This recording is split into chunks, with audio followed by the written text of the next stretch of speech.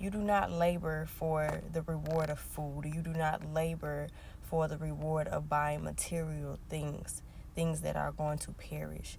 You labor for everlasting life. And I say this in reference to John 6, starting at verse 27. When Jesus spoke these words, he was speaking something supernatural, a mind shift change. We not out here working for these things. That's what it looks like, right? But God is sending you on an assignment. You are at that job for a reason. Look for the reason why you are at that particular home or apartment. Look for the reason on why he's positioned you the way he's positioned you. This is not just for the material things. The disciples heard what he said, and they asked him, okay, what work should we do that is a part of the works of the Lord? Like, what job should I go get? Where should I go to go work for the Lord? Jesus said the only work of God is this, is to believe every word that God speaks. That is a real work. When you are in the midst of hardship, and let's say you're an entrepreneur, you don't get paid a guaranteed check like that. Let's just say you're just starting off. It is a real work to believe what God has promised you, even when it don't look like it. That is the labor that you put in. May there be a heavy quantity of faith that rests upon you. Because in this season, your work is to believe.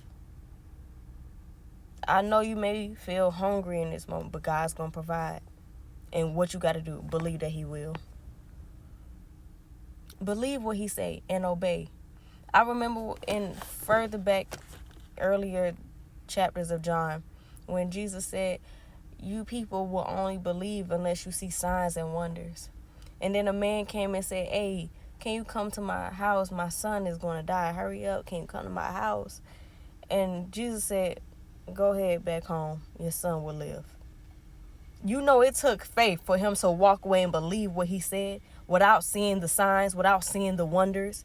It took faith for him to just turn around and go back home with the word that God said. Because he believed, as he obeyed God, because he gave him the instruction to go home. He obeyed and believed. What a work that is. And the reward he got. The servants met him halfway before he even got home. The servants came and said, hey, your son lives. He asked, what time did he come back to life? At the exact same time that Jesus spoke that your son will live, his son became life. So understand, your work is to believe.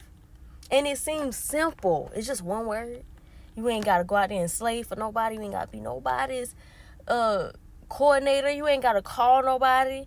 You ain't got to email customers. You ain't got to go knock on door to door advertising for AT&T. You ain't got to work for Amazon. Your work is to believe. Now, if God has you in those places, ask him why and show me the assignment that I need to fulfill in this place. But you're not laboring to be provided for, because God already provides. Let's shift our mindset. Okay, I love y'all. Be blessed on purpose. Okay.